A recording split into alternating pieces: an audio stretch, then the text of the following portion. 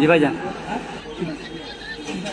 আমরা এখন আমাদেরকে পুলিশ তুলে নিয়ে গিয়ে প্রিজন ভ্যানে করে থানায় নিয়ে যাচ্ছে।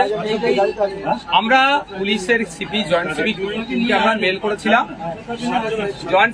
মেল করেছিলাম যে আমরা 20 তারিখ থেকে 27 তারিখ পর্যন্ত আমরা কলকাতাতে একটা ওবিসি যে নতুন ওবিসি ওয়াকফ সংশোধনী আইন 2025 বাতিলের দাবি নিয়ে, ওবিসি নিয়ে যে পিছড়ে বর্গের হিন্দু আর মুসলমানদের মধ্যে যে জলঘোলা চলছে, প্রকৃত পিছড়ে বর্গের হিন্দু, প্রকৃত পিছড়ে বর্গের মুসলমান যে ওবিসি থেকে বেনিফিট পাবে সেটা পাচ্ছে না, বারবার কোটফোট হয়ে যাচ্ছে।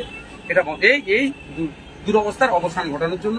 আর ফেক এসটি এসসি সার্টিফিকেটের রমরমা সারা পশ্চিমবাংলায় 1 কোটি আদিবাসী নাই, কিন্তু 1.5 কোটি ফেক সার্টিফিকেট হয়ে গেছে। মানে কত fake ST SC certificate, Rahman title, Das title, Banerjee title, ST কোটায় চাকরি করছে। এই অর্থাৎ ফেক এসটি এসসি সার্টিফিকেট বাতিল করতে হবে এই দাবি নিয়ে। আর পরিযায়ী শ্রমিকরা ভিন্ন রাজ্যে যেভাবে আক্রান্ত হচ্ছে এটা বন্ধের দাবি নিয়ে। এবং পরিশেষে যেটা গুরুত্বপূর্ণ বিষয়, আজকে নাগরিকরা এসআইআর নিয়ে আতঙ্কিত।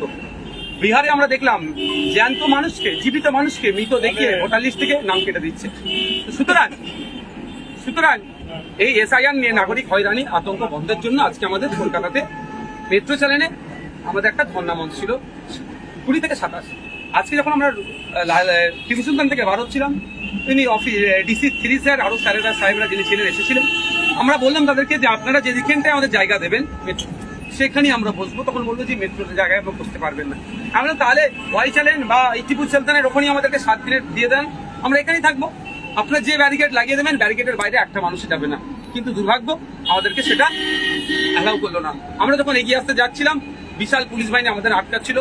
পুলিশের বিএসপুরে যারা ছিল আমাদের সাথে কেউ একটা খারাপ আচরণ করেনি, কিন্তু সিভিলে যারা ছিল পুলিশের মধ্যে থেকে আমাদের প্রচুর কর্মীকে মারধর করেছে। আমাকে হলুদ শার্ট পরে, সম্ভবত হলুদ টি শার্ট পরেছিল, হাতে কি ছিল জানি না, এখানে একটা ঘুষি মেরেছে প্রচন্ড জোরে ঘুষি মেরেছে, প্রচন্ড জোরে ঘুষি মেরেছে। আমি এখনো ব্যথা পেয়েছি। তো আমাদেরকে নিয়ে এসছে। বাংলার মানুষকে বলবো, আন্দোলনটা বিজেপির বিরুদ্ধে, আন্দোলনটা শুভেন্দু অধিকারীদের বিরুদ্ধে। তারপরেও কেন আমাদেরকে রাজ্যের মুখ্যমন্ত্রী আন্দোলন করতে দিচ্ছে না? উনি হুমকি দিচ্ছেন পশ্চিমবাংলায় যে ওয়াকফ নিয়ে আন্দোলন করবে তাকে দেখে দেবে। আমরাও কথা দিচ্ছি আমাদেরকে যে গ্রেফতার করেছে যখনই ছাড়বো আমরা যে ওই মঞ্চে আবার ধর্ণা মঞ্চে বসবো।